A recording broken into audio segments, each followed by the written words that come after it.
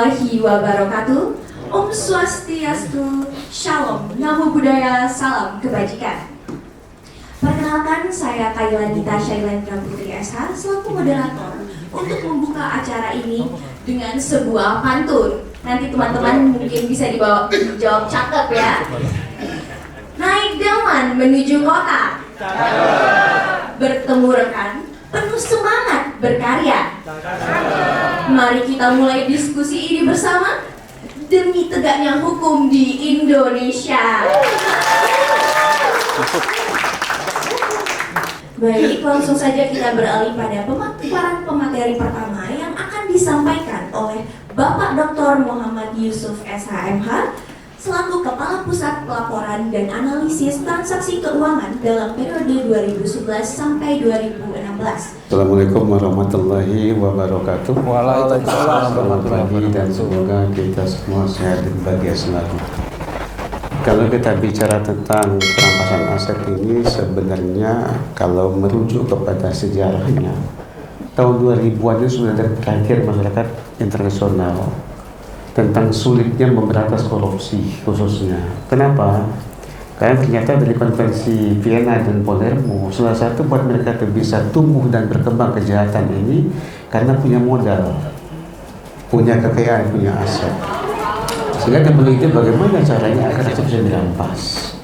Maka tahun 2000-an sampai dengan 18 Desember 2002, Majelis Umum PBB menerbitkanlah tentang konvensi anti korupsi yang berlaku tanggal 29 Desember 2003. Nah, Indonesia meratifikasi 2006 dengan Undang-Undang Nomor 7 tahun 2006. Sayangnya dari konvensi ada 4 yang kita belum untuk membuat undang-undangnya atau regulasi. Satu tentang illicit enrichment di pasal 20. Di LMRU ini pasal 5 nanti masuk. Yang kedua, suap di sektor swasta pasal 21. Kemudian berikutnya lagi tentang memperdagangkan pengaruh, dan yang berikutnya tentang yang kita bahas pada yaitu NCB. Nah, rezim pidana itu secara makro mengatakan terdakwa punya hak untuk bela diri manakala dia tidak hadir di tempat karena dia sakit permanen, meninggal dunia, maka ada ketidakadilan kalau diproses hukum tanpa hadirnya dia. Nah, ini kendala ini. Lantas bagaimana kalau ada orang korupsi, asetnya banyak, dia tidak ditemukan di mana keberadaannya? Saya pernah menangani kasus cukup besar, orang kabur. Ada lagi yang kasus besar 135 sertifikat saat dari mulai Jakarta sampai dengan ke Mataram sana, orang sakit permanen. Waktu saya kepala Kejaksaan di Jakarta Selatan, mau dia baik. Maka timbul ide bagaimana cara aset-aset bisa dirampas tanpa menunggu orang yang dihukum. Maka pasal 54 ayat 1 huruf C UNKAK itu jadi dasar. Jadi undang-undang perampasan aset tidak akan bermakna kalau itu tidak bisa dipahami dengan baik. Nah, di dalam pasal 54 itu ada satu lagi dikatakan. Jadi kalau orang yang meninggal dunia, sakit permanen, disappear, tidak tahu dari mana, daluarsa, atau ada kondisi lain. Nah, kondisi lain ini bisa kita terjemahkan dengan kondisi di Indonesia. Jadi Adinda Ganjar mestinya melihat ada hal lain yang bisa dimasukkan sebagai materi di undang-undang itu sesuai kondisi Indonesia. Misalnya ada orang yang karena punya poluan tidak bisa disentuh dia, bisa nggak diterjemahkan ke situ itu? Karena pendekatan NCB ini bukan menghukum orang yang merampas asetnya. Nah, yang kedua bahwa kami pada saat membuat ini 2008 waktu saya direktur sebelum beliau ini, kita itu sebenarnya ngejar target BLBI Bapak dan Ibu. Kita pengen mengambil bagaimana uang negara bisa diambil kembali. Karena kita melihat pada saat kita kemarin itu Krismon 98, mereka serahkan aset mereka kepada bank, tapi aset itu tidak benefit. Ada cukup benefit dibeli oleh mereka sendiri dengan tangan pihak ketiga. Saya nggak sebut namanya. Ada orang yang dulu nggak kaya tiba-tiba kaya. Saya mencium itu sebenarnya cuma ganti nama saja. Maka kita ke sana targetnya. Sayangnya pada saat itu tidak semua orang bisa paham tentang pemberlakuan surut untuk event tertentu. Nah, yang berikutnya bahwa kita melihat juga kemarin saya membimbing anak Unpad S3 namanya Junaidi Abdillah.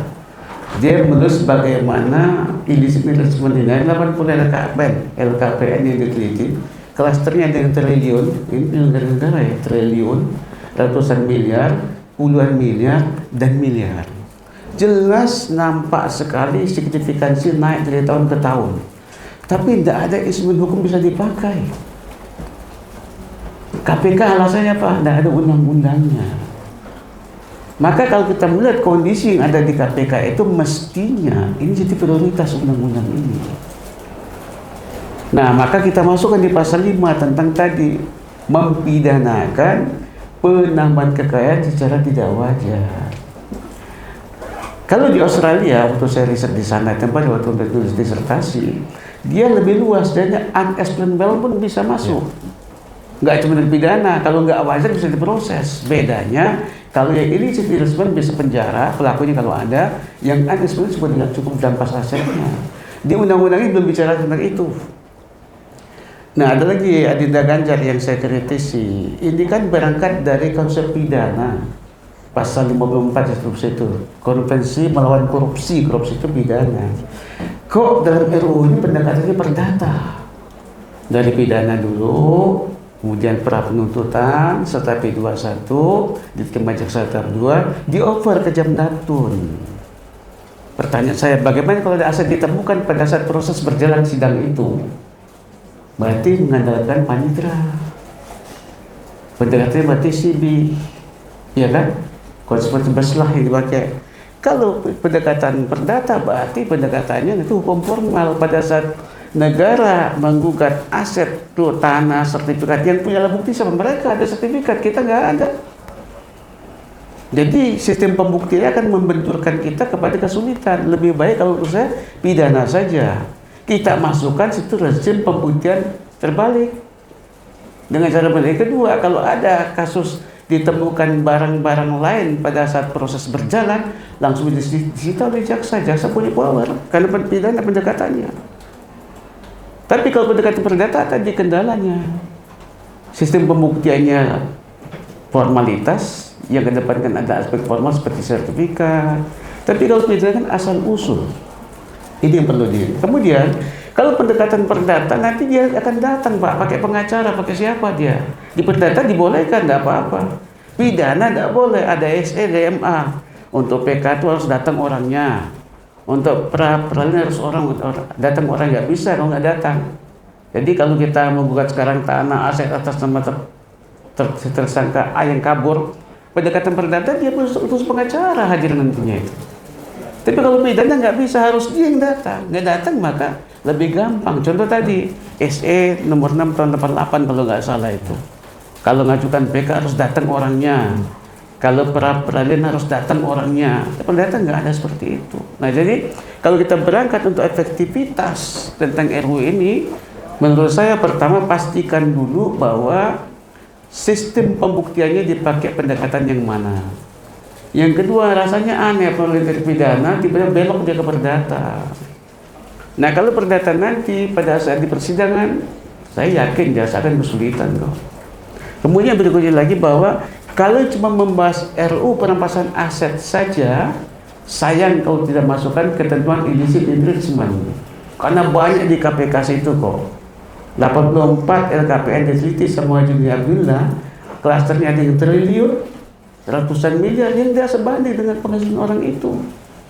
Nah kita perlu mengejar. Nah yang terakhir, mungkin tidak untuk event-event atau kasus-kasus tertentu dia mundur ke belakang pemberlakuannya. Tidak semua, tertentu saja. Contoh BLBI misalnya.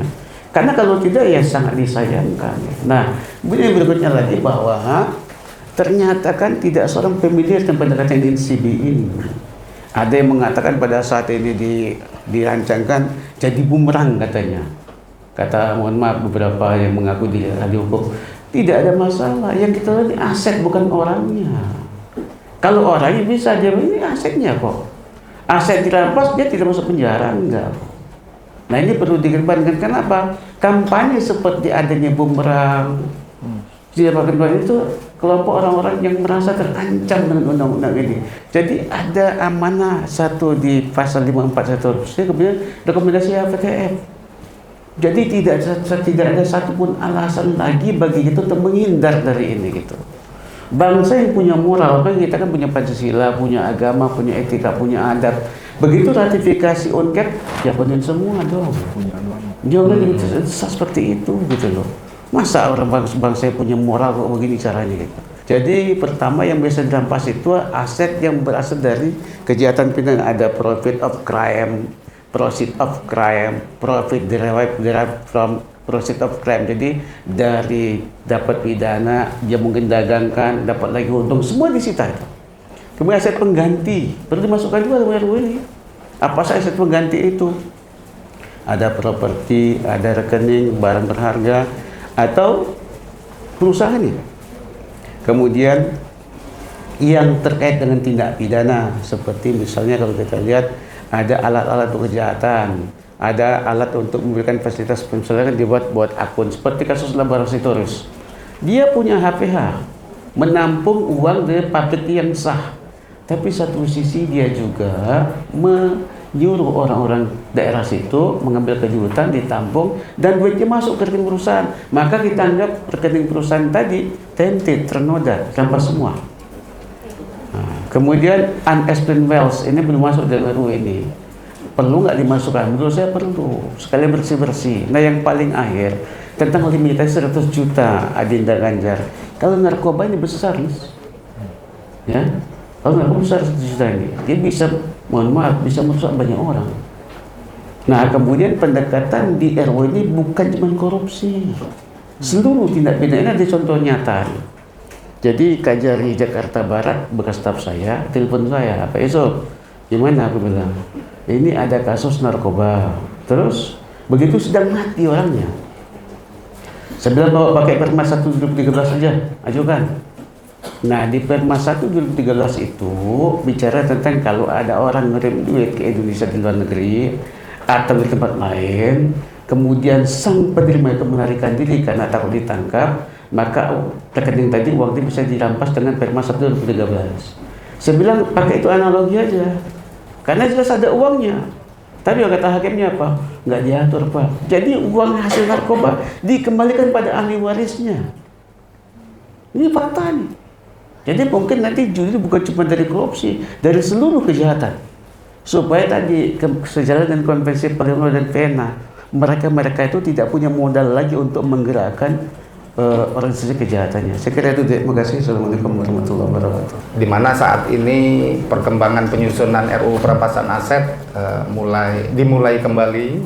Semoga apa yang kita laksanakan hari ini bisa memberikan masukan, tentunya dari forum akademisi maupun nanti teman-teman di Badan Legislatif di DPR. Baik, di perjalanan penyusunan RUU perampasan aset memang berbagai macam sudut pandang publik, masyarakat, akademisi yang melihat hal tersebut. Kami dalam hal ini mengajak teman-teman semua, Bapak Ibu, seluruh kalangan, hendaknya melihat RUU perampasan aset ini bukan untuk mengganggu hak asasi orang dalam kepemilikan harta benda. Karena terkesan dari judulnya saja itu perampasan aset. Tapi di ILU ini saya bingung, perampasannya kok agak gemeter ya turunnya. Kenapa ya? Sengaja apa enggak, Mas Coki? Iya, pede aja perampasan aset. Nah dari struktur judul pun memang perampasan aset terkesan ada forum yang tidak ingin orang lain memiliki aset, terkesan seperti itu. Mungkin ke depan kalau ada yang lebih soft, ini diskusi ya. Misalkan aset recovery, pemulihan aset, itu sama saja. Yang penting kan isi dari substansi undang-undang tersebut merupakan kebutuhan dari kita di Indonesia, masyarakat Indonesia, untuk hidup lebih baik tentunya. Nah, paradigma seperti itu yang kami tawarkan, bahwasannya RUU perampasan aset ini atau pemulihan aset ini justru nanti ke depannya akan memberikan perlindungan hukum. Tadi kami diskusi sedikit dengan Mbak Natalia, perlindungan hukum bagi pemilik aset. Justru itu yang kita kedepankan ke publik, ke legislator, memberikan perlindungan, karena tidak serta-merta aset yang disangkakan berasal dari tindak pidana tersebut negara hadir dengan kesewenangannya. Tidak boleh demikian. Justru itu RU ini harus dikedepankan sebagai pelindung masyarakat dalam kepemilikan asetnya. Yang ketiga, RU ini manakala nanti disahkan, kita hendaknya melihat nanti Mas Coki nih PR. Justru nanti iklim investasi, Mas. Iklim investasi, kepercayaan publik terhadap perekonomian nasional itu semakin dipercaya. Indonesia udah punya undang-undang perampasan aset katakanlah ke depan nanti. Berarti Indonesia tempat berinvestasi yang bersih. Justru negara lain, investor asing akan melihat ini tempat yang layak untuk menanamkan investasi yang jumlahnya besar. Harusnya melihatnya seperti itu.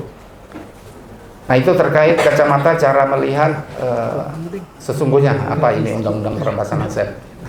Kemudian ke substansi tentunya kalau dari kacamata pencucian uang seperti di slide itu ingin memaksimalkan pemidanaan dan juga mengoptimalisasi perampasan aset. Artinya dari sisi pidana atau penghukuman, undang-undang ini, RUU ini nanti akan memberikan ketentuan hukum yang jelas. Dari sisi perampasan aset apalagi, tidak hanya pelaku kejahatan saja yang dipidana, namun motif untuk melakukan pidananya apa? Keuntungan. Nah, kalau ingat teman-teman yang dari pidana, Jeremy Bentham, izin Mbak Natalia, harus proporsional. Apa yang dihasilkan dari kejahatan itu juga harus dihukum, dalam hal ini harta kekayaan atau aset. Nah, kita di sini semua teman-teman akademisi harus melihat dalam RUU ini apakah misalkan aset itu tainted, tadi Pak Muhammad Yusuf menyampaikan, tainted itu separuh benar, separuh enggak, kira-kira gitu ya. Spanyol Pak, separuh nyolong kata Pak Yusuf. Nah, bagaimana hak-hak pihak ketiga? Nanti sudah dilakukan jual beli terhadap aset, sudah dilakukan hibah, di mana kasus-kasus korupsi seperti yang disampaikan Pak Yusuf, mekanisme perdata ketika pelaku kejahatan yang bermotif finansial mendapatkan aset hasil kejahatan, dia akan menggunakan peranata perdata.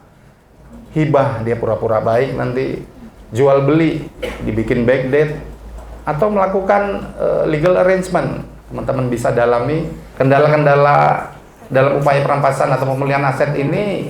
Ada beberapa hal, yang kebetulan ini hal yang kelima, adanya harta yang bercampur, tadi sudah ya, tainted, hasil tindak pidana, kemudian ada aset yang keberadaannya tidak ditemukan hingga proses hukum selesai.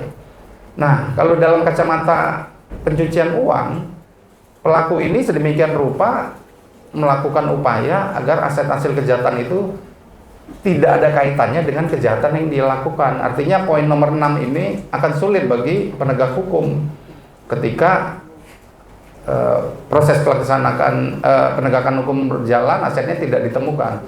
Nah, di sini perlu pihak-pihak yang membantu penegak hukum, antara lain seperti badan atau lembaga PPATK yang melakukan penelusuran, di mana di RUU perampasan aset ini disampaikan bahwasanya penyidik dapat minta bantuan ke lembaga yang melakukan analisis transaksi keuangan. Artinya memang kerja bareng dalam proses. Kalau RUU ini disahkan harus dilakukan ya, PPATK, penyidik, kejaksaan dan seterusnya. Kemudian modus operandi pencucian uang juga semakin kompleks dan canggih, sehingga apa yang saya sampaikan tadi, sesungguhnya aset itu tidak ketahuan lagi milik siapa, sehingga pelaku kejahatan bebas menggunakannya. Pak Muhammad Yusuf tadi sudah sampaikan ada beberapa kasus, ini juga kasus terkini ya, terkait aset Trinugraha di Bali, itu meninggal dunia, kemudian diapakan? Ada peranata-peranata hukum yang dirasakan belum lengkap, sehingga keraguan penegak hukum untuk memproses keadaan harta milik pelaku yang sudah meninggal, itu ragu penegak hukum untuk menerapkan perampasannya. Kemudian juga aset ini yang cukup heboh ya, 142 miliar, tadi disampaikan Pak Yusuf juga bahwasanya bandar narkoba Murtala itu asetnya dikembalikan. Kok justru dikembalikan? Nah, disinilah terlihat kekosongan hukum yang bisa diisi oleh RUU perampasan aset ini. Kami memberikan catatan di sini bahwasannya next pelaksanaan atau mekanisme perampasan aset tentu harus berdasarkan keadilan, kepastian hukum dan kemanfaatan. Tadi kaitannya ke membela kepentingan pihak ketiga. Dan teman-teman mohon dicermati ada istilah dikonversi di pasal 5 atau pasal 7, pasal 5 ya. Nah, di situ ada aset hasil kejahatan yang sudah dikonversi. Dikonversi ini apa? Kalau kita lihat di penjelasan pasalnya tidak ada. Mungkin itu nanti buat catatan kita semua. Apa yang dimaksudkan konversi? Kalau di Pranata Perdata, hibah, jual beli, tukar menukar, itu lengkap. Nah, ini konversi menggunakan istilah. Mungkin nanti sama-sama kita berikan masukan terkait konversi ini.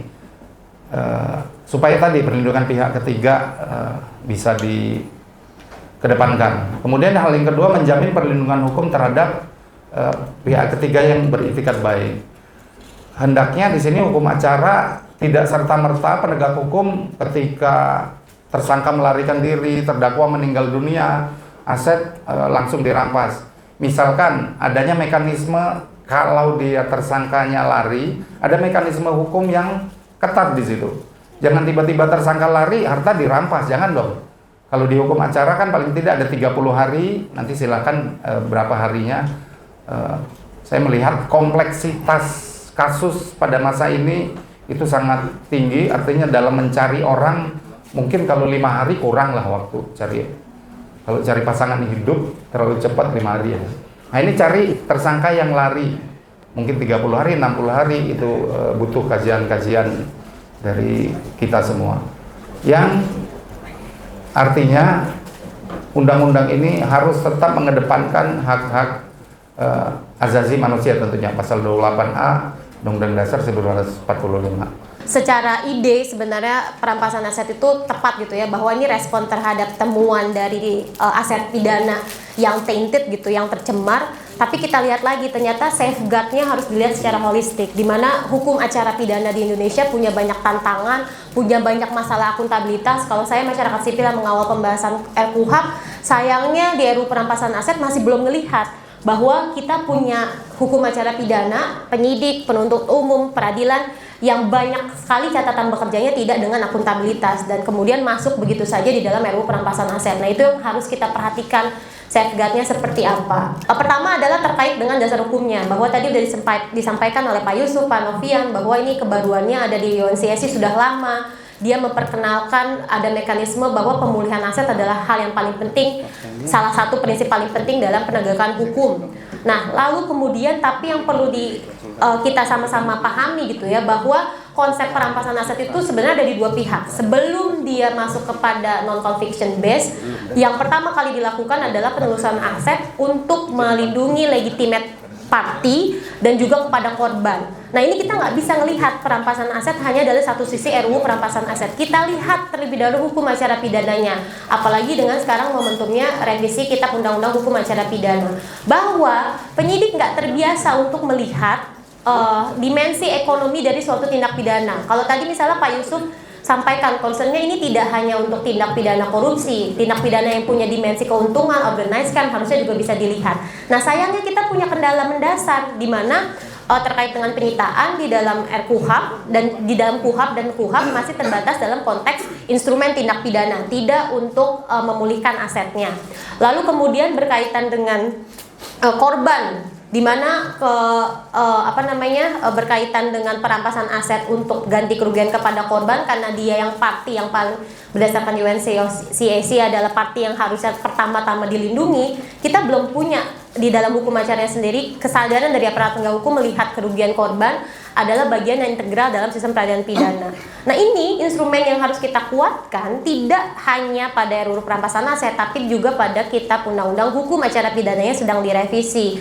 Dan sayangnya konsep untuk memperkenalkan akuntabilitas dalam konteks penyitaan dan perampasan itu nggak dikenal di dalam revisi KUHP. Jadi saya juga ngedorong Bapak Ibu sekalian di sini, kita punya concern gitu ya untuk mengembalikan aset-aset tindak pidana, tapi kita lihat dulu hukum acara pidananya. Sekarang ini udah terlanjur nggak akuntabel, penyitaan nggak dengan izin pengadilan, nggak dengan judicial scrutiny. Di RUU perampasan aset pun penelusuran memberikan kewenangan sepenuhnya kepada penyidik tanpa ada akuntabilitas. Nah, kita mesti lihat apakah ini tepat ketika rumusannya seperti ini, yang mana kemudian mempertahankan status quo gitu ya, di mana penyidik bisa menelusuri asetnya tanpa keterlibatan dari judicial scrutiny-nya, tanpa keterlibatan dari izin pengadilannya. Bagaimana lantas kemudian kita bisa menjamin akuntabel penelusuran yang dilakukan oleh penyidiknya. Secara praktik nasional, RUU perampasan aset di draft yang sekarang memang lebih saya ngelihat bahwa banyak kondisi di mana memang mengadopsi key konsep atau konsep inti dari perampasan aset di berbagai penjuru dunia gitu ya, berbagai praktek di negara. Nah, tapi sebenarnya yang kita perlu perlihatkan adalah di mana konteks hukum di Indonesia itu relevan gitu ya. Maksudnya dikontekskan dengan sosiolegalnya, dikontekskan dengan kondisi saat ini di konteks Indonesia, bahwa untuk merampas aset dimulai dari pelaku yang melarikan diri ataupun pelaku meninggal dunia. Nah, di sini kita perlu tekankan gitu bahwa mekanisme hukum acara pidana kita yang tadi Pak Novian sampaikan gitu ya, kita penentuan DPO aja nggak punya hukum acara pidananya. Saya meneliti TPPO, meneliti narkotika, 58% itu penegakan hukum itu menyertakan DPO. Dan saya juga menemukan gitu di riset lapangannya bahwa DPO itu bukan orang-orang yang nggak ada, tapi dia orang-orang yang ada, yang penegakan, ya nggak dicari, penegakan hukumnya ada.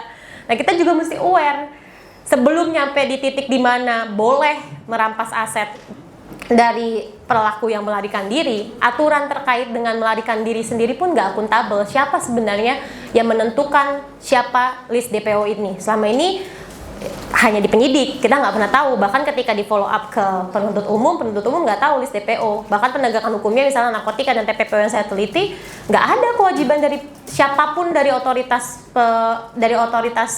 penyidik, dari otoritas penuntut umum ataupun pengadilan yang berkewajiban untuk menindaklanjuti daftar pencarian orang tersebut. Nah, ini yang kita luruskan lagi gitu. Kalau misal di RUU perampasan aset nggak mengcover kondisi di mana DPO itu didapatkan dari mana, dia langsung menyebutkan dalam hal pelakunya melarikan diri ataupun meninggal dunia. Saya concern pertama yang melarikan diri, maka kemudian dia bisa dilakukan perampasan aset. Nah, kondisi di mana situasi dia melarikan diri itu perlu kita rumuskan. Siapa yang menentukan? Misalnya tidak bisa penyidik, dia harus dilaporkan kepada penuntut umum. Penuntut umum kemudian ditetapkanlah kepada pengadilan bahwa dia adalah melarikan diri. Nah, baru kemudian bisa ditelusuri hartanya dari penyidikan yang dilakukan sebelumnya. Nah, ini yang perlu kita tentukan terlebih dahulu. Jadi kalau kita lihat dalam RUU-nya sendiri, safeguard seperti itu juga belum diakomodir. Nah, lalu kemudian saya melihat bahwa dimensi yang kita mau perkenalkan di dalam undang-undang perampasan aset itu satu tadi yang Pak Yusuf sampaikan gitu, misalnya orang-orangnya yang melakukan tindak pidana korupsi punya kekebalan hukum, memang itu dikenal di dalam praktik-praktik di key konsep dari non conviction based perampasan aset ini gitu, di mana aktor-aktor yang punya kekuasaan yang lebih itu sulit sehingga bisa langsung dirampas. Nah, tapi di konteks Indonesia, apakah itu relevan untuk langsung diadopsi begitu saja tanpa safeguard tadi? Nah, itu yang perlu kita perhatikan, karena sekarang kita punya menghadapi di mana penegakan hukum itu bisa dilakukan tapi tidak dilakukan. Bahkan bukan nggak diketahui pelakunya, tapi diketahui tapi memang dibiarkan tidak ada penegakan hukumnya. Nah, itu yang perlu kita perhatikan, bagaimana safeguard hukum acaranya. Mungkin kalau dari saran rekomendasi saya, bahwa kita fokuskan terlebih dahulu di revisi kitab undang-undang hukum acara pidana, menghadirkan akuntabilitas di sistemnya. Jadi pertama sekali dimulai dengan penyitaan dan perampasan dengan akuntabilitas, tidak bisa ditentukan oleh penyidik seorang diri, tapi juga ada check and balances, bisa di challenge oleh pihak ketiga. Nah, lalu kemudian ketika kita punya hukum acara pidana yang ajak, yang benar-benar akuntabel dan itu bisa memperbaiki ataupun bisa menimbulkan kepercayaan investasi. Nah, baru kemudian kita sampai ke revisi RUU perampasan aset ini yang dengan kondisi yang sangat terbatas, yang kita bisa maksimalkan dari proses penyidikan tindak pidana, yaitu misalnya yang konsensusnya diterima oleh negara-negara, yaitu hanya dalam dua kondisi, di mana terdakwanya melarikan diri berarti sudah ada penyidikan tindak pidana, dan yang kedua adalah pelakunya meninggal dunia, berarti memang sudah ada targeted person, bahwa orang tersebut memang punya ruang di mana dia punya asetnya yaitu tainted yang bisa ditelusuri. Nah, dari situ sebenarnya kita bisa mulai dan kemudian kita bisa menghadirkan safeguard-safeguardnya yang diberlakukan kepada hukum acara perampasan aset. Tapi lagi-lagi Bapak Ibu sekalian, saya selalu mengingatkan gitu, itu dimulai dengan menjamin akuntabilitas dalam penegakan hukum, dan saat ini prosesnya ada di revisi Kitab Undang-Undang Hukum Acara Pidana.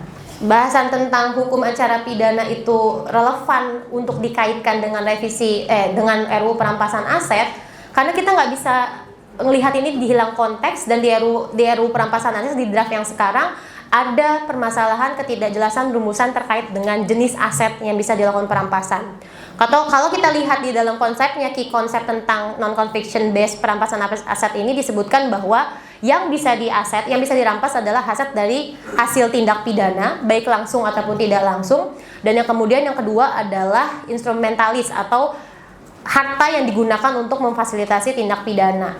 Nah, di undang-undang di rancangan RUU perampasan aset ini masih ada kendala gitu ya, masih ada ketidakjelasan berkaitan dengan aset yang bisa dirampas, yaitu termasuk di dalamnya pasal 5 ayat pasal 1 angka 2 gitu ya, bahwa definisinya tentang aset itu nggak dibatasi dengan hasil tindak pidana dan harta yang memfasilitasi tindak pidana, tapi di situ juga disebutkan bahwa termasuk di dalamnya seluruh harta yang didapat dari dirampas.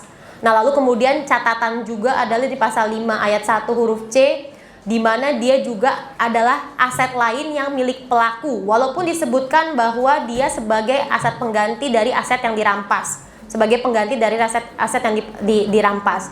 Nah, saya punya catatan gitu ya, bahwa kalau kita memang di RUU ini membidik gitu ya, menargetkan pada benda, maka sebenarnya itu sudah di cover di ketentuan huruf A dan B di pasal 5-nya, yaitu terkait dengan hasil dan juga harta yang digunakan untuk memfasilitasi tindak pidana. Ketika kita memasukkan aset lain milik pelaku, maka ini di lapangan gitu ya, di dalam penegakan hukumnya akan jadi kabur.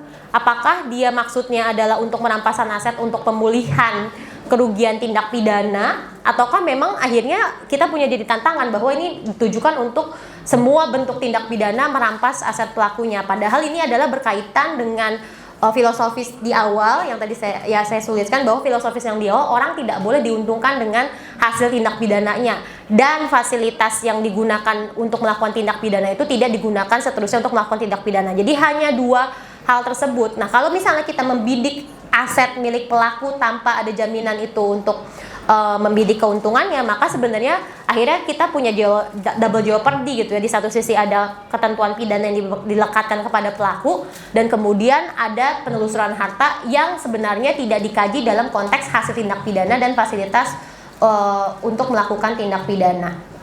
Nah, lalu kemudian yang kedua, catatan adalah terkait dengan nilai aset yang bisa dirampas. Tadi Pak Novian sampaikan 100 juta terlalu kecil, lalu kemudian jenis tindak pidana bisa diperpanjang.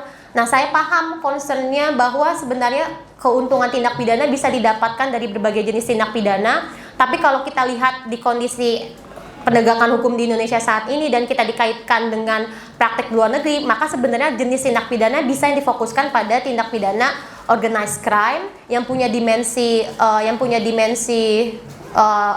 ekonomi, di mana juga ada usulan dari banyak kebijakan gitu ya. Memang tidak hanya terbatas pada korupsi, tapi juga di dalamnya terorisme, pendanaan terorisme. Tapi saya mau nekankan gitu ya, bahwa syarat hanya dengan ancaman pidana 4 tahun itu di konteks Indonesia itu sangat berbahaya. Kita harus memotong ataupun memastikan restriction bahwa dia adalah tindak pidana yang punya nuansa organized crime dan tindak pidana ekonomi, dan juga jenis asetnya harus benar-benar dikerucutkan gitu ya, bahwa dia hanya hasil tindak pidana dan juga yang digunakan untuk melakukan tindak pidana. Dan kemudian ini yang saya juga menggelitik, mungkin ini bisa jadi bahas diskusi gitu, bahwa ada nilai aset 100 juta, tapi kemudian batasan nilai aset tersebut diatur lebih lanjut dengan peraturan pemerintah. Jadi dia bisa diubah hanya dengan peraturan pemerintah, tidak ada akuntabilitas dengan penegakan hukum di bahasan di publik gitu. Jadi sudah dia di RUU perampasan aset ini memberikan kewenangan yang begitu besar kepada jaksa untuk memerintahkan penyidik untuk melakukan perampasan aset. Dan tadi jenis asetnya pun juga termasuk di dalamnya seluruh aset milik pelaku. Di satu sisi batasan batasan aset yang bisa dirampas itu 100 juta dan perubahannya diatur hanya dengan level peraturan pemerintah. Nah, ini kita perlu refleksikan bagaimana menghadirkan akuntabilitas tersebut ketika dia diatur dalam ranah perubahan dengan PP di saat jaksa diberikan kewenangan yang begitu sebesar di dalam RUU perampasan aset ini. Tapi yang menggelitik untuk saya di dalam RUU perampasan aset ini adalah mekanisme hukum acaranya tidak diatur dengan jelas. Bahwa disebutkan dia bisa diajukan ke pengadilan negeri mengumumkan, atau kemudian ada pihak ketiga yang bisa mengajukan keberatan, tapi respon terhadap pihak ketiga yang keberatan itu kayak gimana tektokannya itu nggak diatur secara rigid. Bahkan di pasal 34 dijelaskan bahwa kalau pengadilan negeri tidak mampu, dia bisa meminta Mahkamah Agung untuk melakukan persidangan. Definisi tidak mampunya pun tidak dibatasi seperti apa. Ya, di kondisi politis mungkin ada hubungan antar institusi yang mungkin saya tahu tapi saya nggak bisa nge-share yang akhirnya berdampak kenapa bisa dialihkan ke Mahkamah Agung tapi nggak ada batasan yang jelas ya kondisi tidak mampu PN itu seperti apa. Terus kemudian hukum acara untuk mendahulukan korban dan pihak yang legitimate untuk mendapatkan jaminan kompensasi belum terlihat dengan jelas. Lalu kemudian yang saya juga menggelitik di slide terakhir soal pengelolaan asetnya. Slide terakhir saya, di mana di pasal 18 dan 56 itu disebutkan bahwa sebelum dan sesudah putusan, Jaksa Agung bisa mengalihkan aset tersebut. Dan nggak ada mekanisme proseduralnya bagaimana Jaksa Agung itu menghadirkan safeguard ketika dia mau mengalihkan kepada pihak ketiga. Jadi ibaratnya harusnya itu kan materi dari putusannya, ataupun kalaupun sebelum putusan Jaksa Agung harus minta ke penetapan pengadilan, dia bisa mengalihkan kepada siapa, pihak siapa, berapa tahun. Nah itu nggak diatur sama sekali, itu hanya diatur sebagai kewenangan Jaksa Agung, begitu saja. Ini pada mulanya konsep perampasan aset yang tampaknya kemudian jadi di RUU perampasan aset yang dibungkus di 2016 itu, ya, bahwa pelaku kejahatan tidak boleh menikmati hasilnya, tidak wajib disertai, gitu. Bahkan ada pemikiran untuk tidak perlu ada tindak pidana, ya, karena kata kuncinya kan kita mau merampas aset, ya, bukan mau membidana orang. Tidak perlu membuktikan kesalahan si pelaku kejahatan. Ada pembuktian terbalik, ya, menggunakan pendekatan hukum perdata atau preponderance of evidence. Negara lawan aset atau orang lain yang berkepentingan yang menjadi pihak terkait. Nah, di situ dibilang juga bahwa bukan jalan pintas, apalagi bertujuan menyampingkan proses hukum pidana. Itu waktu itu spiritnya begitu. Ya. Maka pertanyaan saya begini, kita ini mau bikin RUU perampasan aset titik atau RUU perampasan aset tindak pidana? Ya, saya pribadi bilang perampasan aset titik, nggak usah pakai tindak pidana. Ngapain? Ya. Lanjut. Kenapa saya ingin RUU perampasan aset tanpa tindak pidana? Karena kalau perampasan aset tindak pidana, hukum positif kita sudah ngatur. Udah selesai. Menurut saya. Walaupun ada beberapa kendala, tapi kendala bukan berarti tidak bisa. Bisa. Tapi susah. Tapi bisa. Kan gitu. Sudah tapi belum. Ya, jadi gini. Kan konstitusi udah bilang, setiap orang bersamaan kedudukannya di hadapan hukum. Tapi tidak di hadapan penegak hukum, kan itu masalahnya. Ya, sama di hadapan hukum, tapi tidak di hadapan penegak hukum. Kekhawatiran kita mengenai pengadilan, pengadilan adalah tempat mencari keadilan, tapi bukan tempat menemukannya. Jadi Bapak sekalian, saya mau ngasih lihat bahwa hukum positif kita sudah mengatur perampasan aset. Jadi mohon maaf, Pak Wamen, Prof. Edi Haris bilang, jangan pakai istilah perampasan aset lah. Tidak ada di negara lain di dunia. Adanya pemulihan aset. Pak Wamen, kalau kita bicara tidak ada di negara lain di dunia, banyak yang di Indonesia ini nggak ada di negara lain di dunia. Bukan cuma istilah. Dan kita tidak perlu khawatir dengan istilah. Karena tadi udah dibilang, yang penting substansi. Kan gitu. Ya. Istilah perampasan aset, di KUHP sudah ada. Perampasan barang bergerak di pidana tambahan. Sudah ada. Jadi apa yang kita takutkan dengan kata perampasan? Yang nggak boleh kan ngerampok. Tapi yang terjadi sekarang apa? Perampasan apa perampokan? Perampokan yang disampaikan Mbak Medina tadi, penegak hukum begini begitu. Perampokan semua itu. Ya, perampokan, nyitanya nggak sah, geledahnya nggak sah, penetapan tersangka nggak sah, semua itu. Dalam hukum positif Indonesia, di KUHP sudah dikenal pidana tambahan perampasan barang-barang tertentu. Ya. Lalu gimana cara ngerampasnya? Disita dulu atau tidak? Ada di KUHP. Khusus korupsi Undang-Undang 319 ada. TPPU ada. Apalagi kalau kita pakai konsep in absentia Undang-Undang 755. In absentianya 755 itu Ibu Bapak, bukan cuma tanpa hadirnya terdakwa, tidak diketahui pelakunya. Cukup tiba-tiba misalnya ada tumpukan beras di sebuah gudang, kerjaan siapa nih? Nggak tahu. Hajar. Gitu, in absentia. Itu di 755. Nah, cuma kita hati-hati dengan penerapan pasal penadahan menurut KUHP. Karena ada sebagian orang yang sulit membedakan dengan TPPU pasif gitu ya. Nah, saya garis bawahi lagi penting untuk menyatakan perampasan aset bukan menggantikan proses peradilan pidana terhadap pelaku kejahatan. Ya, karena apa? Karena kalau memang ada tindak pidananya, ya diproses. Masalahnya di Indonesia ini, Ibu Bapak, proses hukum pidana itu, proses penegakan hukumnya tidak tuntas. Ibu Bapak hilang mobil, pencurinya tertangkap, dihukum, mobil nggak balik. Gitu kan? Tidak perlu undang-undang perampasan aset, itu sudah satu paket tugas penegak hukum menemukan mobilnya. Kalau nemu, langsung kembalikan kepada pelakunya. Wah, putusan pengadilannya nggak bunyi bahwa apabila mobil ditemukan dikembalikan kepada pemiliknya. Ya memang nggak bunyi, ya kan? Tapi kan di bawah aturan hukum ada yang namanya logika hukum. Begitu nemu mobil ini, mobil saya dulu nih, gimana? Ya udah diproses, dikembalikan kepada pemiliknya. Proses hukumnya ada kok, terbukti bahwa dia kehilangan mobil warna anu, platnya sekian, nomor rangka, nomor mesin dan lain-lain. Udah. Nah, gimana di KUHP? Pasal 46 ayat 2. Ya, disita dulu gitu ya. Yang mana? Yang memenuhi kriteria barang bukti. Jadi yang disita yang memenuhi kriteria barang bukti. Ini KUHP nih. Barang bukti adalah hasil tindak pidana, alat melakukan tindak pidana, alat menutupi tindak pidana. Coba lihat yang disita oleh para penegak hukum sekarang. Iya kan? Gitu. Nah, saya mengingatkan di konstitusi kita, setiap orang berhak mempunyai hak milik pribadi dan hak milik tersebut tidak boleh diambil secara sewenang-wenang oleh siapapun. Jadi kita kuncinya ini dulu nih, ya, supaya nanti prosesnya lawful. Ujungnya itu apa? Putusan pengadilan itu hanya akan menyatakan merampas aset. Ujungnya. Itu yang dimaksud dengan tanpa pemidanaan. Nah, dengan demikian yang dapat dirampas, kalau kata KUHP nih, yang telah disita. Yang disita adalah barang bukti. Penyitaan dilakukan melalui penggeledahan atau penyerahan barang dari pemilik atau orang yang menguasai barang itu. Ya, tapi ingat yang bisa disita barang bukti. 13 triliun itu barang bukti atau bukan? Lanjut.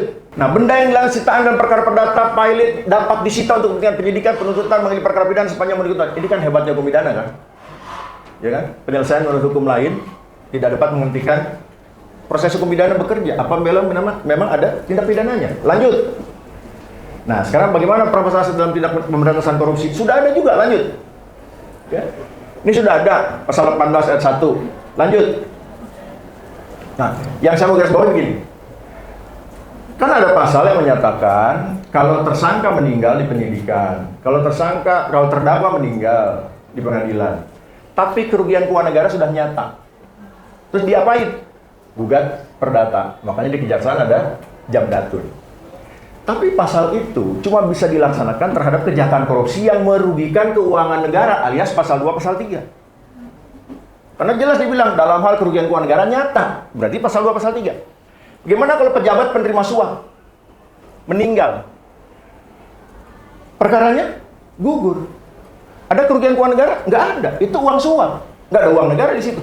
Nggak bisa diapa-apain kan? Gitu. Nah, ini problem. Gitu ya. Jadi, banyak problem. Tapi sebetulnya begini.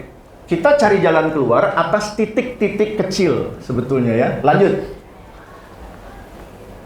Tuh, secara nyata tuh ada kerugian keuangan negara. Berarti kan kita bicara pasal 2 pasal 3. Nah, sekarang saya mau bilang, inilah ide saya dan beberapa teman, perampasan aset tanpa tindak pidana. Kita pastikan dulu, satu, tujuannya cuma merampas aset. Kedua, karena tanpa tindak pidana, nggak perlu kita capek-capek nyari itu tindak pidana apa. hasilnya dari tindak pidana itu. Nggak perlu. Langsung aja sikat. Karena tanpa tindak pidana, berarti tidak akan ada yang jadi tersangka. Karena begini, kalau perampasan aset tindak pidana, berarti satu harus buktikan tindak pidana, kedua buktikan dia pelakunya, tiga buktikan bahwa itu hasilnya. Hasil itu yang mau dirampas. Bang itu, mau ngerampas, buktikan dulu tiga. Nah sekarang kita tanpa tindak pidana. Ya. Tidak ada tersangka, karena tidak ada tersangka nggak akan ada penahanan. Jadi orang nggak takut-takut banget. Kan yang bikin orang takut proses pidana ini sekarang jadi tersangka lalu ditahan. Ya kan? Nggak jadi tersangka aja, penangkapannya lewat 24 jam. Nggak jadi tersangka tuh padahal. Ya. Nggak jadi tersangka aja, udah kayak tersangka nasibnya. Lalu tidak ada pemidanaan badan terutama. Nggak ada pemidanaan. Gitu ya. Nah untuk itu kita perlu memberlakukan apa? Illicit enrichment dan unexplained wealth. Gitu. Ya. Nah, jadi tanpa tindak pidana, terus prosesnya bagaimana? Lanjut. Nah, perampasan aset dilakukan jika ada harta kekayaan tidak berbanding lurus dengan profil pemiliknya. Ganjar, pegawai negeri golongan 3B. Dokter bukan, profesor tidak. Kenapa kaya nih? Ya kan? Rampas. Dari mana tindak pidana? Bodoh. Kita nggak ngomongin tindak pidana. Pokoknya asetnya nggak berbanding lurus dengan profilnya. Rampas. Pak Ganjar jangan khawatir. Bapak tidak akan jadi tersangka. Nggak akan ditahan. Nggak akan masuk penjara. Tapi kalau Bapak tidak bisa membuktikan asal muasal harta, hartanya kami rampas. Titik. Kan gitu. Atau kalau tidak sesuai profil, ada peningkatan harta kekayaan yang tidak wajar. Nah, cuma peningkatan harta kekayaan yang tidak wajar ini kan cuma tampak mudah pada pejabat yang bikin LHKPN. Menteri, begitu dilantik LHKPN-nya 900 juta. Setahun kemudian 10 miliar. Saya tanya, Pak Menteri bisnis apa? Bagi-bagi dong. Gitu kan. Biar kita bisa pengentasan kemiskinan rame-rame gitu kan. Nah, itu kan peningkatan harta kekayaan tidak wajar. Ya. Begitu tidak wajar, proses. Atau boleh panggil dulu, tanya dulu, dari mana nih ceritanya bisa begini. Ya. Nah, pembuktiannya terbalik. Tapi saya ingatkan, pembuktian terbalik bukan berarti penegak hukum tidak membuktikan apapun. Minimal buktikan apa? Ini aset milikmu, ada di tanganmu. Ini aset atas nama orang lain, ada di tanganmu. Ini aset atas namamu, di tangan orang lain. Nah, jadi dengan perampasan aset tanpa tindak pidana, LHKPN khusus pejabat. Nah, dan saya maunya perampasan aset nanti fokusnya pejabat nih. Makanya biar orang jangan kebelet jadi pejabat. Cuma ini caranya membuat orang tidak kebelet jadi pejabat. Nah, jadi sarana utama. Karena tadi itu peningkatan harta kekayaan yang tidak wajar atau harta kekayaan yang tidak berbanding lurus dengan profilnya. Nah, karena tanpa tindak pidana, TPPU-nya jadi stand alone crime. Nggak perlu lagi kita bicara predikat crime. Ente sudah dikasih kesempatan menyatakan harta sekian. Palsu-palsu LHKPN-nya. Maka sebagian disembunyikan.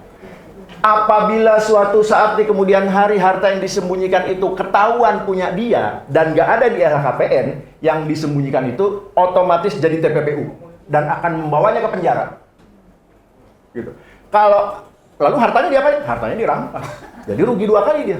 Ada kesempatan untuk sekedar dirampas hartanya, dia sembunyikan. Kenalah stand alone crime. Gitu. Nah, prosesnya kuasi pidana, kuasi perdata. Setidaknya sebagian besar proses itu seperti hukum acara pidana. Tapi ujungnya tidak memidana, maka tampak sekedar perdata walaupun merampas itu pidana tambahan. Gitu. Jadi ujungnya cuma itu. Jadi menurut illicit enrichment yang ada UN Convention, di situ disebut cannot reasonably explain. Ya. Padahal menurut saya yang cannot reasonably itu bukan explain-nya, tapi kekayaannya atau peningkatan kekayaannya. Gitu. Maka harus ditafsirkan begitu. Karena nggak mungkin. Gini, karena kalau cuma cannot reasonably explain, banyak orang yang tidak punya kemampuan menjelaskan dengan baik. Kan gitu ya, terbata-bata. Wah, saya rampas aset kamu. Cuma gara-gara terbata-bata. Kan lucu. Kalau terbata-bata yang dirampas batanya lah. Gitu. Ya, jadi tidak bisa dilakukan bahwa wajar kepemilikannya atau wajar peningkatannya. Pintu masuk illicit enrichment ada penambahan kekayaan yang signifikan. Nah, tinggal signifikannya itu berapa ya? Gitu ya. Harta kekayaan tidak sesuai profil pemiliknya. Tadi saya sudah sampaikan. Ya. Tahu kita biar tidak nggak tahu. Anda pembuktian terbalik. Gitu. Maka kan begini, benang merahnya adalah sebetulnya tidak logis, aneh, tidak wajar orang punya harta tapi nggak mau ketahuan, ya, nggak mau ketahuan, gitu. Orang sederhana itu punya kemampuan tapi sesuai kebutuhan, itu namanya sederhana, gitu ya. Kalau apa adanya itu bukan sederhana. Memang punyanya sepeda ya saya naik sepeda lah, gitu kan. Bukan sederhana, itu emang apa adanya, gitu. Nah ini ada orang yang nggak pengen ketahuan punya harta, dan bukan karena dia sederhana, disembunyikan. Nggak cukup ini, kaya adalah kewajiban, ya, sederhana pilihan. Pamer bukan tindak pidana, jadi nggak bakal masuk penjara, tapi dosa, masuknya neraka. Gitu. Dan kalau dia pamer, jadi terendus. Kenapa nih? Pak Yusuf punya harta banyak, Pak Novian punya harta banyak, Pak Ganjar punya harta banyak, kan gitu. Ya, maka orang jadi dengan cara ini orang nggak kebelet jadi pejabat, nggak mau pamer-pamer, tapi tidak menyembunyikan. Gitu. Gue punya Mercy di rumah, lo lihat aja. Parkir kok di garasi. Walaupun garasinya basement, gitu ya, 4 lantai, gitu. Oh ini nyembunyiin juga jadi. Ada urgensi untuk mengesahkan rancangan undang-undang perampasan aset terkait tindak pidana. Namun di sini kami bisa memberikan catatan atau masukan untuk pembaharuan rancangan undang-undang ini ke depannya. Yang pertama terkait dengan nomenklatur. Seperti yang disampaikan oleh Pak Ganjar tadi, untuk nomenklatur sebenarnya tidak ada permasalahannya. Tapi mungkin di sini saya izin untuk menyampaikan dengan argumentasi bahwa sebenarnya nomenklatur rancangan undang-undang perampasan aset terkait tindak pidana ini bisa diubah menjadi RUU pemulihan aset terkait tindak pidana. Mau itu RUU pemulihan aset terkait tindak pidana atau RUU pemulihan aset saja. Kenapa argumentasinya seperti itu? Karena pemulihan aset ini kan berasal dari kata aset recovery, yang mana sejatinya di dalam peraturan jaksa pun juga sudah mengatur terkait perja tentang pemulihan aset, yang mana di dalam peraturan jaksa tersebut pemulihan aset didefinisikan sebagai suatu rangkaian kegiatan berupa penelusuran, pengamanan, pemeliharaan, perampasan, dan pengembalian aset. Yang mana berdasarkan dari definisi pemulihan aset di dalam perja ini, perampasan itu hanya merupakan bagian dari tahapan pemulihan aset, yang mana di dalam rancangan undang-undang ini pun juga mengatur terkait dengan penelusuran, pengamanan, pemeliharaan, perampasan, dan pengembalian aset. Jadi tidak hanya berbicara terkait dengan perampasan saja. Maka berdasarkan dari hal tersebut, maka rekomendasi yang bisa diberikan adalah untuk mengubah nomenklaturnya menjadi rancangan undang-undang pemulihan aset terkait dengan tindak pidana. Tujuannya apa? Supaya lebih komprehensif.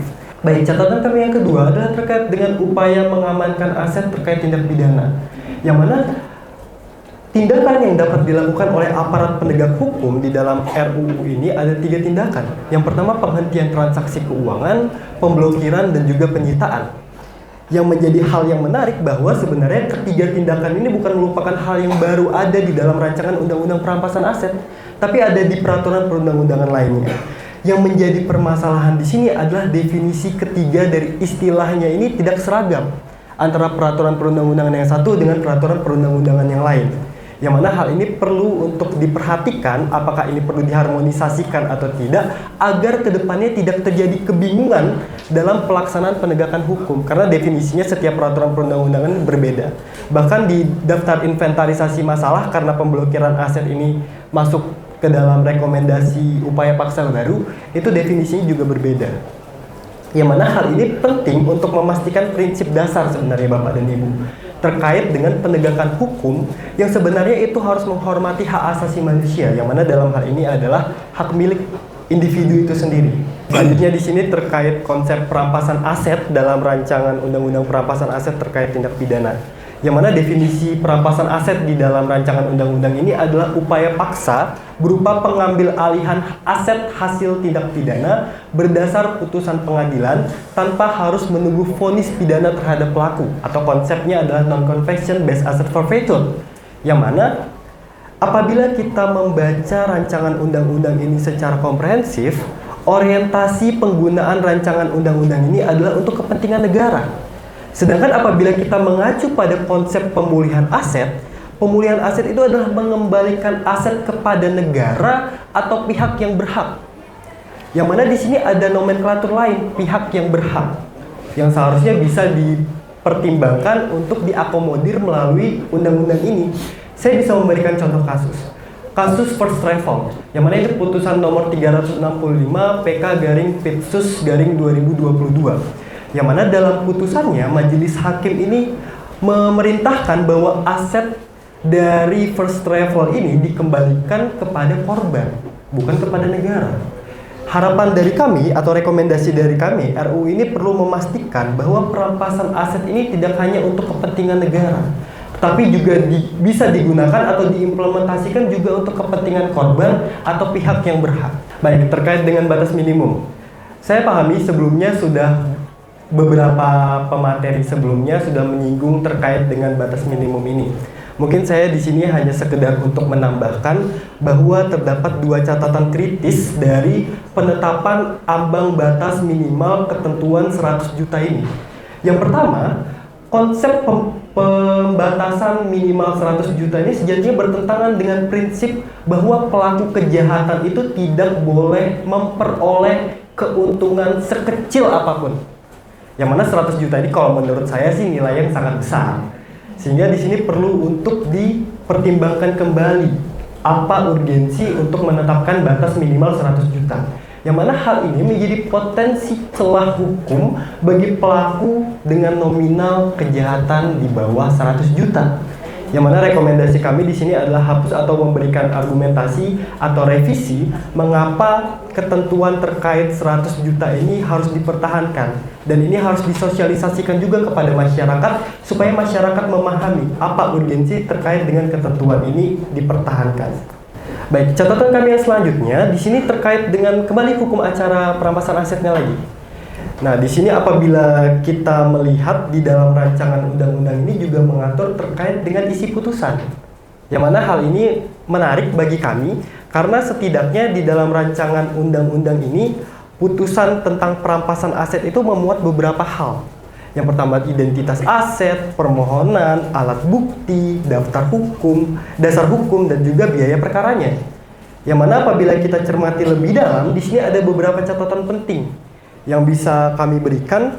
Yang pertama terkait dengan tidak ada kewajiban untuk mencantumkan nilai taksir ekonomi dari aset tersebut dalam putusan. Karena ada proses pembuktiannya. Seharusnya di sini di dalam putusan tersebut majelis hakim menentukan taksiran ekonomi dari asetnya itu seperti apa, supaya nanti aparat penegak hukum yang akan melaksanakan putusan pengadilan ini jadi lebih pasti bahwa asetnya ini berapa ketika putus, ketika selang berapa tahun kemudian asetnya menjadi berapa, dan lain sebagainya. Jadi di sini ada penegasan terkait dengan aset untuk memberikan kepastian hukum dan juga keadilan pada akhirnya. Selanjutnya yang kedua terkait dengan jenis-jenis putusan. Di dalam rancangan undang-undang ini hanya mengatur terkait dengan putusan itu bisa diterima atau ditolak. Yang mana menurut kami ini masih belum mengakomodir kebutuhan masa kini, yang mana seharusnya di dalam RUU perampasan aset ini juga mengenal istilah putusan sebagian atau partial forfeiture. Yang mana ada aset yang itu ternyata tidak mampu dibuktikan, ya sudah dikembalikan kepada pihak yang berhak. Sedangkan aset yang tidak mampu dibuktikan yaitu dirampas. Itu adalah putusan sebagian. Nah, yang mana rekomendasi yang bisa kami berikan di sini adalah untuk menambahkan keterangan nilai aset untuk memberikan kepastian hukum dan juga supaya aparat penegak hukum yang melaksanakan putusan pengadilan ini bisa mendapatkan gambaran bahwa asetnya itu sebenarnya nilainya berapa sih.